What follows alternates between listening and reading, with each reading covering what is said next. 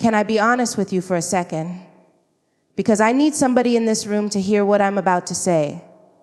Not just in your head, but deep down in that place where doubt has been living rent-free for way too long. You've been tired. I know you have. You've been doing the work, showing up, praying the prayers, speaking the words, and yet it still feels like the walls aren't moving. It feels like heaven got quiet right when you needed it to be loud.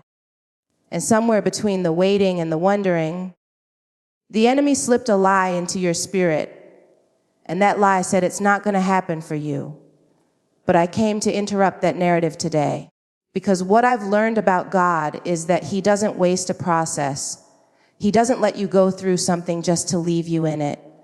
Every tear, every sleepless night, every moment you almost gave up but didn't, that wasn't wasted, that was working. And today, I need you to receive this in your spirit before we go any further. You are not as far as you feel. The breakthrough you've been believing for, it's not a distant dream. It's not some far off maybe. Honey, you are closer than you think. And the only thing standing between you and your next level is the decision to not quit 5 minutes before the miracle. So take your seat, take a breath, and get ready. Because today God is about to shift something in you. There is something that happens to a person when they've been in a hard season for too long. Something shifts, not just in their circumstances, but in their mind, in their perspective, in the way they see themselves and the way they see God. The longer the struggle stretches, the more it starts to feel like this is just the way things are. Like maybe the life you imagined, the destiny you believed in, the promises that were spoken over you. Maybe those were just beautiful ideas that were never really meant to materialize.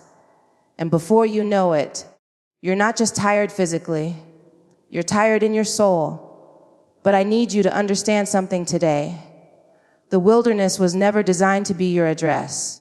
It was designed to be your classroom. Think about every person in Scripture who carried a great promise. Think about every man and woman who was chosen by God to do something significant, something world-changing, something that would outlast their own lifetime.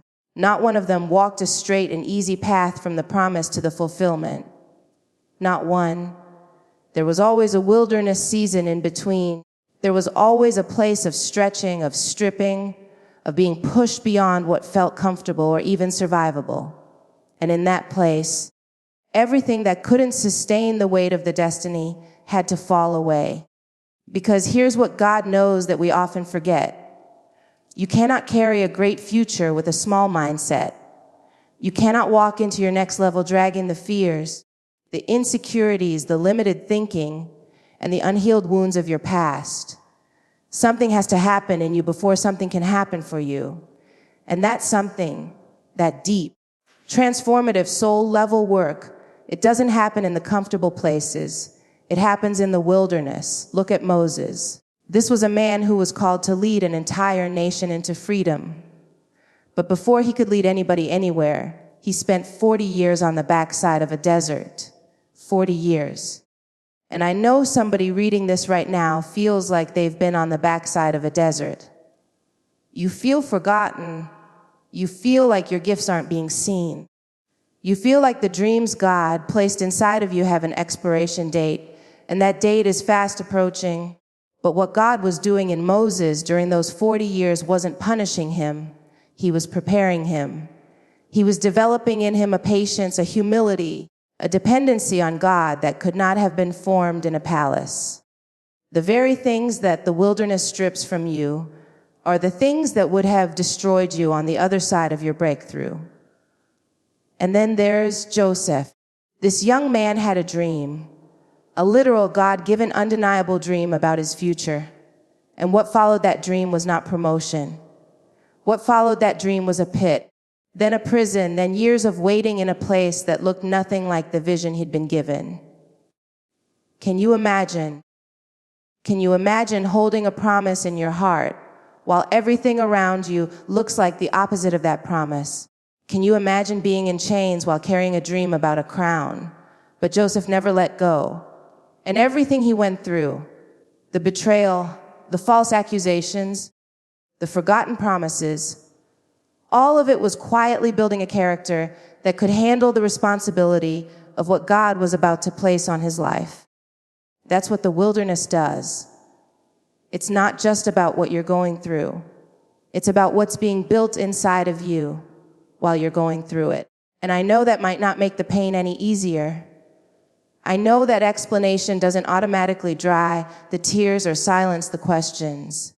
But if you can just shift your perspective, even slightly, from why is this happening to me, to what is this producing in me, something will begin to change in the way you carry this season. Because the wilderness has a way of revealing what you're really made of. It strips back all the layers of performance and pretense and external validation and gets down to the raw, unfiltered truth of who you are. And that can be uncomfortable. That can be terrifying even. But it is necessary. Because who you are in the wilderness is who you'll be in the palace. And God is not going to release you into a season of abundance if the wilderness hasn't yet done its work in your character. There are things you learn about God in the wilderness that you simply cannot learn anywhere else. You learn that he is faithful, not just when things are going well, but when everything around you is falling apart. You learn that his presence is not contingent on your circumstances. You learn that he will keep you, provide for you, sustain you in places where by every natural account, you should have given up and given out. And that knowledge, that deep, experiential, I've been through it and God showed up knowledge becomes the foundation of an unshakable faith that no storm can rattle. So I need you to stop treating the wilderness like it's evidence that God has abandoned you. I need you to stop interpreting the difficulty as a sign that you missed God or that the promise was never real. The wilderness is not a dead end. It is a passageway. And the very fact that you're still standing in it, still breathing, still believing even when belief feels hard, that is proof that you are still in the process. And as long as you are still in the process is still working. The wilderness was never your destination. It has always, only ever been your preparation. There is a particular kind of discouragement that comes not from laziness, not from lack of faith, not from giving up, but from fighting hard and still feeling like nothing is moving. It's the discouragement of the person who has been consistent, who has been faithful, who has done everything they know to do, and yet the breakthrough still feels distant. And in that place of exhaustion, a dangerous thought begins to form. A thought that whispers, maybe this struggle means it's not meant to be. Maybe the resistance I'm facing is a sign that I should stop. Maybe the difficulty is God's way of redirecting me away from this dream, this calling, this promise. But I need you to challenge that thought today, because that thought is a lie dressed up in logic. Here is what nobody tells you about breakthrough. It almost always comes wrapped in resistance. It almost always shows up after the hardest stretch of the journey. And the struggle you are in right now, the one that feels like it is suffocating the very life out of your dream, is not evidence that something worth fighting for is absent.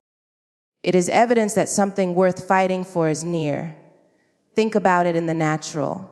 Think about what happens when a woman is in labor. The closer she gets to delivering that child, the more intense the contractions become. The pain does not increase because something is going wrong. The pain increases because something is about to come forth. And if you didn't understand the process, if you had no knowledge of what was happening, you might look at all that pain and conclude that the situation is getting worse. But the doctor in the room knows better. The doctor knows that intensified pain in the right context is not a sign of failure. It is a sign of imminent arrival. And God is the doctor in the room of your life. And what looks to you like things getting harder, like the pressure mounting, like the struggle deepening, he sees it differently. He sees it as contractions. He sees it as the final push before the delivery of everything he promised you. So I need you to reframe your struggle today. I need you to stop looking at the resistance in your life as a roadblock and start seeing it as a marker. Because the enemy does not waste his energy on people who are going nowhere. He does not deploy his heaviest weapons against dreams that have no real power. The level of opposition you are facing is actually an indicator of the level of impact your breakthrough is going to carry. If it didn't matter, there would be no fight. If your destiny wasn't significant, there would be no resistance. Think about everything in nature that is worth having. It requires a fight to get to it.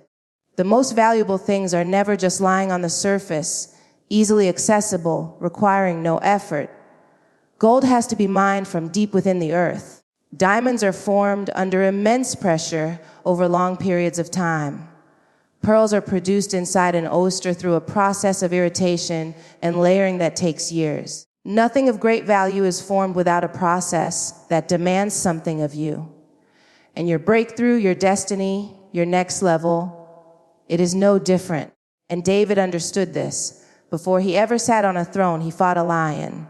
He fought a bear. He stood on a battlefield and looked a giant in the face when every other soldier was too afraid to move. And I want you to notice something about David's story. Every fight he fought was preparing him for a bigger fight. Every victory in the private place was building the faith and the skill and the boldness he would need for the public battle. His struggle was never random. It was sequential. It was intentional. It was God strategically allowing resistance in David's life because he knew what David was being prepared to face. And your struggle is not random either. The thing you're battling right now, the situation that has been pushing you to your absolute limit, it is not happening by accident. God is too sovereign, too intentional, too detail-oriented to allow purposeless pain in the life of someone he has called. Even when it doesn't feel ordered, even when it looks chaotic from where you're standing, there is a hand on it, there is a purpose woven through it. And when you come out on the other side, and you will come out, you will look back and see exactly why you had to go through it. Because the struggle is also doing something in you that comfort never could. It is developing a tenacity in your spirit that only comes from being tested. It is building a resilience in you that cannot be taught in a classroom or read about in a book. It has to be lived. It has to be pressed into you through experience. And every time you choose to keep going when everything in you wants to stop, every time you choose to trust God when the circumstances make trust feel unreasonable, you are building a spiritual muscle that is going to carry you through every future challenge that comes with your next level. Because the truth is, what's on the other side of your breakthrough comes with its own set of challenges. The promotion comes with more responsibility. The expansion comes with more warfare. The open door comes with more opposition from people who don't want to see you walk through it. And God, in His infinite wisdom, is using this current struggle to make sure that when you get there, you are strong enough to stay there. So do not despise the fight you are in. Do not shrink back from the resistance. Do not interpret the warfare as a sign that God has forgotten you or that the promise was never real. The struggle is a sign, and what it's pointing to is not failure. It is proximity. It is the sound of something significant pressing against the surface, getting ready to break through. We live in a world that has been conditioned to believe that fast is better. We want instant results, immediate responses, overnight transformations. We want to pray on Monday and see the manifestation by Wednesday. We want to plant a seed in the morning and harvest the fruit by the afternoon. And when that doesn't happen, when the answer doesn't come as quickly as we expected, when the promise seems to be taking longer than we planned, we begin to question everything. We question our faith. We question our prayers. We question whether God actually heard us, whether He actually cares, whether the promise was even real to begin with. But what I've come to understand through my own seasons of waiting, through my own moments of crying out to a heaven that felt silent, is that faith was never designed to be a shortcut. Faith was designed to be a sustainer, and there is a profound difference between the two. A shortcut gets you to the destination faster. A sustainer keeps you standing while you're on the way, and God, in His wisdom, knew that what you would need most on this journey was not speed, it was endurance. Not a fast track, but a firm foundation. Not a quick answer, but an unshakable trust that could hold you together when the weight stretched longer than you were comfortable with.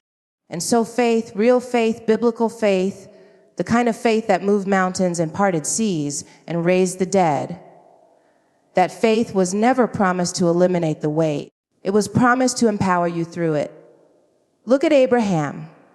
This was a man who received one of the most significant promises in all of Scripture. God told him that he would be the father of many nations, that his descendants would be as numerous as the stars in the sky.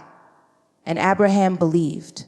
Scripture says he believed God, and it was credited to him as righteousness. But between the promise and the fulfillment, there were years. Long, stretching, silent years where the evidence of that promise was nowhere to be seen, where every natural indicator said the opposite of what God had spoken, where his own body and the body of his wife were past the point of being able to produce what God said they would produce.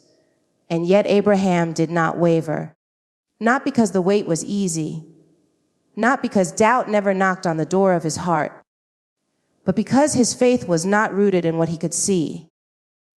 It was rooted in the character of the one who made the promise. And that is the shift that has to happen in every one of us who is standing in a season of waiting. Our faith cannot be based on visible progress. It has to be based on the proven faithfulness of God, because here's what waiting has a way of doing. It exposes what your faith is actually built on. When things are moving, when prayers are being answered quickly, when the blessings are flowing and the doors are opening and the favor is visible, anybody can have faith in that season. That's easy. That's not a test of your faith. That's a celebration of your faith. The real test comes when the movement stops, when the doors close, when the prayers seem to bounce off the ceiling, when you've been standing on a word from God for so long that you've had to fight to keep believing it's still alive, and it is in that place, that uncomfortable, stretching, sometimes agonizing place of waiting, that faith does its deepest work. Because faith that has been tested is faith that can be trusted. Faith that has survived a long winter is faith that carries real heat. And God knows that the level of faith required to maintain what He's about to release into your life is not the same level of faith you had when you first believed. It has to be developed. It has to be refined. And the waiting room is where that refinement happens. But I also want to talk to the person who has been waiting so long that the waiting itself has become a source of shame. The person who feels embarrassed that they're still believing for something they've been believing for years. The person who has had to answer the question, so whatever happened with that thing you were believing God for? More times than they can count. And every time someone asks, there's a sting, because the answer is still. I'm still waiting. And in our culture, still waiting feels like still losing. But I need you to hear this. The length of your wait is not a measure of your worth. It is not a reflection of your faith level or your obedience level or how much God loves you. Some promises take longer than others because some promises carry more weight than others. Some destinies require a longer runway because the altitude they're designed to reach is higher than average. And God is not going to rush a process that has eternal implications just because you're uncomfortable in the waiting. What He will do is meet you in the waiting. He will sustain you in the waiting. He will speak to you, strengthen you, reveal Himself to you in the waiting in ways that you would never encounter if the answer came immediately. And some of the most intimate moments you will ever have with God will not be in the moments of breakthrough. They will be in the moments of waiting, when there was nothing else to hold on to but Him. Because faith is not just about getting to the destination. Faith is about who you become on the journey. It is about the depth of relationship you develop with God when He is all you have.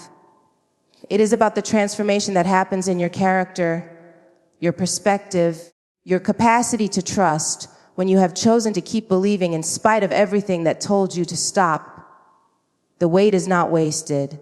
The silence is not abandonment. The delay is not denial. And the faith that has carried you this far is the same faith that is going to carry you all the way through. There is nothing more frustrating than feeling like you are ready for something that hasn't arrived yet. You've done the work. You've put in the hours.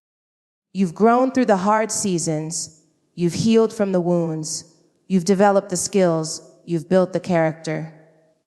And from where you're standing, everything inside of you says, I am ready for this. I am prepared for the next level. I have paid the price for what I've been believing God for. And yet the door hasn't opened. Yet the opportunity hasn't materialized. Yet the promise is still somewhere out in the distance, visible enough to keep you hoping, but far enough to keep you frustrated. And in that specific tension, the tension between readiness and waiting, the enemy loves to plant a seed of doubt that grows into a tree of bitterness. And that seed sounds like this: maybe God forgot. Maybe the timing passed. Maybe I missed my moment. Maybe the delay means denial. And if you water that seed long enough, if you let that thought take root in your spirit, it will begin to color everything. It will color the way you pray, the way you show up, the way you believe, the way you see yourself and your future. But what if the delay isn't a mistake? What if the delay isn't evidence of God's absence or indifference? What if the very thing you've been interpreting as God being slow is actually God being strategic? Because here is what I know about God. He is never late. He is never early. He is always precisely, exactly on time.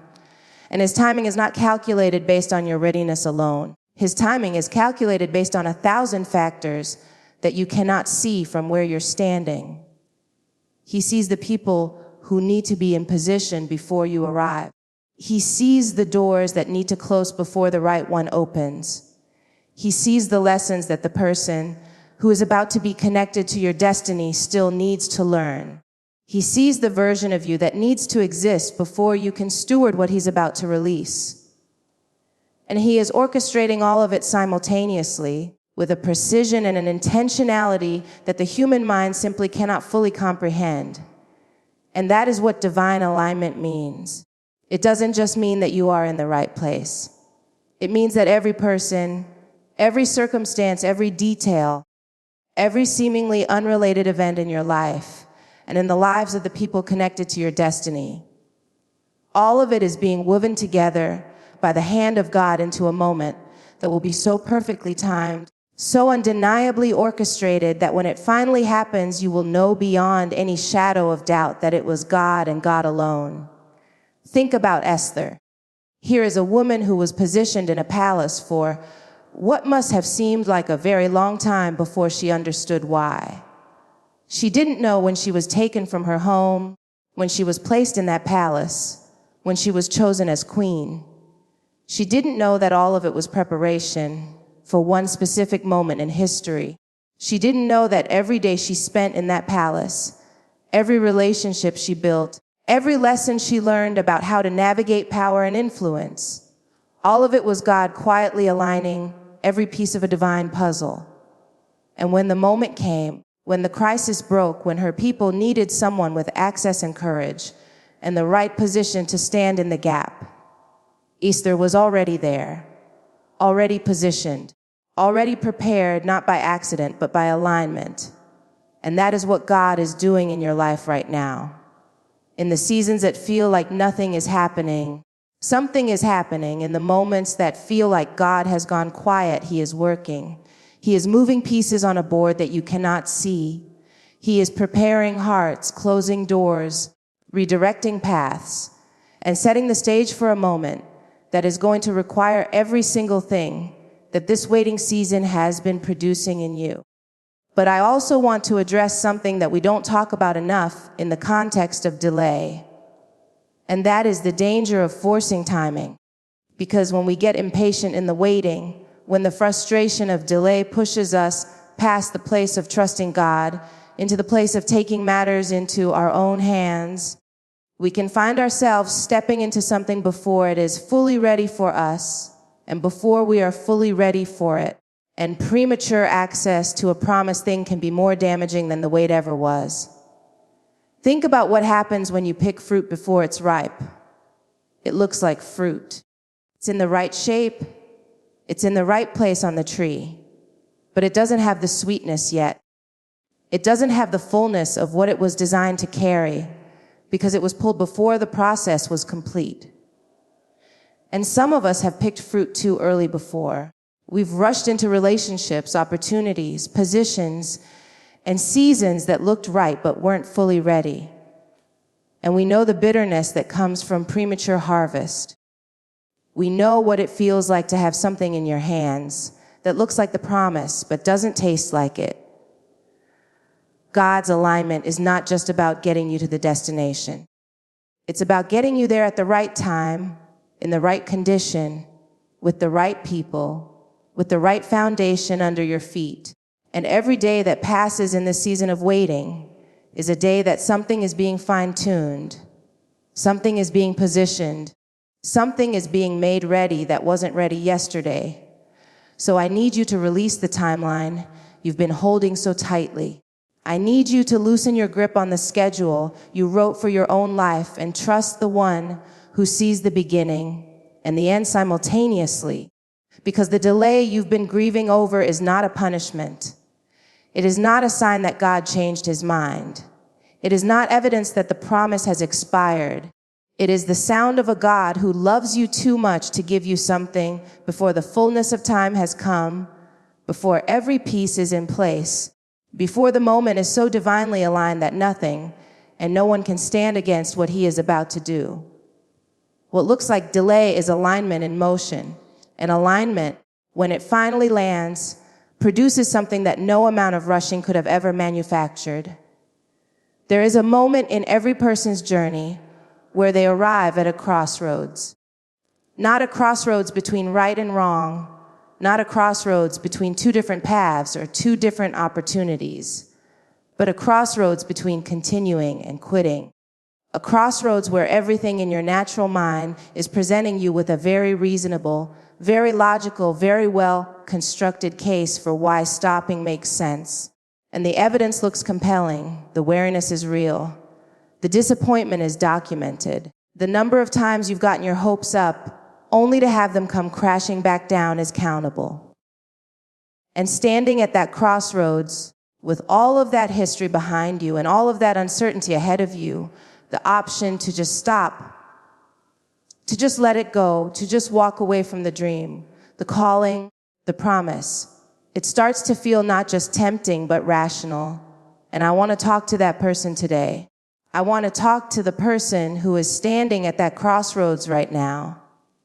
Because what I need you to understand, what I need you to receive deep in the marrow of your bones, is that everything you have been through, every tear, every battle, every setback, every season of starting over, every moment of pressing through when you had nothing left to press with, none of it was designed to deposit you at a dead end. It was designed to deliver you to a doorway. You did not come this far to only come this far. And I know that phrase sounds simple. I know it can sound like a motivational quote stitched on a pillow. But I need you to sit with the weight of it for a moment, because the distance you have already traveled is not insignificant. The ground you have already covered, the mountains you have already climbed, the valleys you have already walked through, that represents an investment, a significant, costly, deeply personal investment of your faith, your time, your energy, your tears, and your trust in a God who promised he would not leave you or forsake you. And it would be a profound tragedy to abandon that investment one step before the return. Because here is what quitting at the edge of breakthrough actually costs you. It doesn't just cost you the destination. It costs you the meaning of the entire journey. Every hard season you survived, every moment you chose faith over fear, every time you got back up after being knocked down. All of that finds its full meaning on the other side of the breakthrough. And if you stop now, not only do you forfeit what's ahead, you also retroactively strip the purpose from everything that came before. The struggle only makes complete sense in light of the victory. The wilderness only tells its full story when you reach the promised land. And I think about Peter. I think about that moment on the water when Jesus called him out of the boat. And Peter got out. He actually got out of the boat and walked on water, which is something that no human foot was ever designed to do. But then the wind picked up, the waves got louder, the storm got more aggressive. And Peter took his eyes off Jesus and looked at the circumstances around him, and he began to sink. And in that moment, with water rising around him, with the storm still raging, with the boat feeling very far away, Peter had a choice. He could have given up. He could have decided that the water was winning, that the storm was too strong, that maybe he never should have gotten out of the boat in the first place. But instead, he cried out, he reached out his hand toward Jesus, and immediately, not eventually, not after a few more minutes of sinking, immediately, Jesus reached back and pulled him up. And I need you to notice that Jesus didn't calm the storm before he lifted Peter. He lifted Peter in the middle of the storm. The circumstances didn't have to change for the rescue to happen. The situation didn't have to resolve itself before Peter could be restored.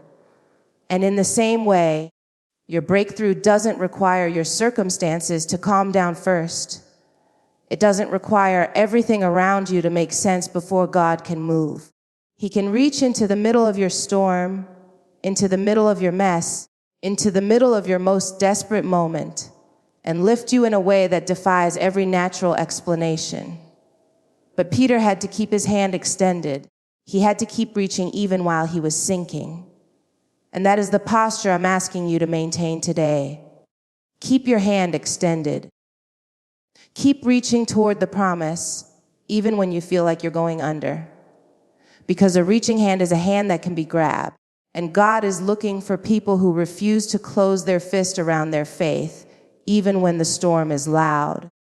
I also want to address the voice of comparison that tends to get very loud when you're tired and considering giving up. Because when you're at the edge of quitting, you start looking around at other people. You start noticing who seems to be further along, who seems to have received their breakthrough already, whose prayers seem to be getting answered faster, whose journey seems smoother and more straightforward. And that comparison adds a layer of discouragement onto an already heavy load. It makes your weight feel more personal, more pointed, like maybe everyone else got the memo that you didn't get. But your journey is not in competition with anyone else's journey. Your timeline is not running on the same track as the person next to you. God is writing individual stories, not a collective template. And the chapter you are currently in, as painful and as prolonged as it has felt, is a chapter that is specific to you, designed for you, and leading somewhere that was prepared specifically for you before the foundation of the world. So I need you to make a decision today, not a feeling. Feelings will betray you at the edge of breakthrough every single time. A decision, a firm, grounded, I'm planting my feet. Right here, decision that you are not going to walk away from everything you have invested in this journey. That you are not going to let exhaustion make a permanent choice on behalf of your destiny. That you are going to look at how far you have already come and let that distance fuel you instead of drain you. Because the fact that you are still here, still believing, still standing after everything that has tried to take you out, that is not a small thing. That is not something to minimize or dismiss. That is evidence of a grace that has been sustaining you in ways you haven't even fully recognized. And that same grace that carried you through everything behind you is more than sufficient to carry you through everything that stands between you and what God has promised. You have come too far. You have paid too much. You have survived too many things that were designed to stop you. And the God who brought you through all of it did not bring you this far to abandon you at the finish line. So I need you to close your eyes for just a moment. I need you to think about every single thing you walked through to get to this moment right here. Every night you cried yourself to sleep. Every morning you woke up and chose to try again anyway. Every time somebody counted you out and you had to find a reason within yourself to keep going. Every moment you almost let go of the promise, but something deep inside of you, something that wasn't even your own strength, wouldn't let you release it. That was an accident. That was anointing. And I need you to understand that everything we talked about today wasn't just a sermon. It wasn't just good words organized into a pretty message.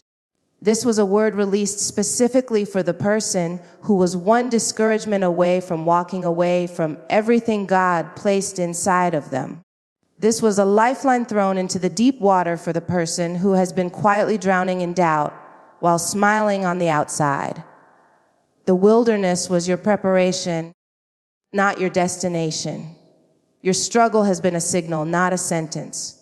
Your faith hasn't been eliminating the weight. It has been empowering you through it. The delay you've been grieving has actually been divine alignment working behind the scenes.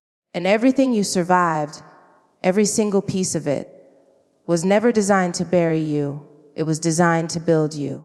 And now I need you to do something that might feel uncomfortable. I need you to dare to believe again, not a polite, distant, keeping God at arm's length kind of believing. I mean a full, open-handed, chest wide open, I'm going to trust you with everything I have kind of believing. The kind of believing that looks at everything that hasn't happened yet and says, God, I trust that you are working. I trust that you are faithful. I trust that what you started in me, you are more than capable of completing. Because the enemy has been working overtime to get you to quit 5 minutes before the miracle. He has been strategic and deliberate about making this last stretch feel like the longest, hardest, most unbearable part of the journey. And do you know why? Because he knows what's on the other side. He has seen the blueprint of your destiny, and he is terrified of the person you are about to become when this breakthrough finally lands. So let his fear be your fuel. Let the very fact that the opposition has been this intense remind you that what you're carrying is significant. Let the length of the wait remind you that what's coming is worth waiting for. Let every scar from every battle you've already survived remind you that you are not the same person you were when this journey started. And the person you have become is exactly who God needs you to be for what he is about to do. You are not behind, you are not forgotten, you are not disqualified. You are not too broken, too late, too far gone, or too anything for the God of the universe to move mightily in your life. You are closer to your breakthrough than you think. And when it comes, and it is coming, it's going to be so undeniably God that you won't even be able to take credit for it. It's going to carry his fingerprints all over it. And you are going to stand on the other side of this season and declare with everything in you that he was faithful, that he was worth trusting, that the wait produced something in you that nothing else could have. So hold on, stand firm, keep your hand extended, keep your eyes fixed, keep your faith alive, because your breakthrough is not a distant dream, it is a divine appointment. And you, beloved, are almost there.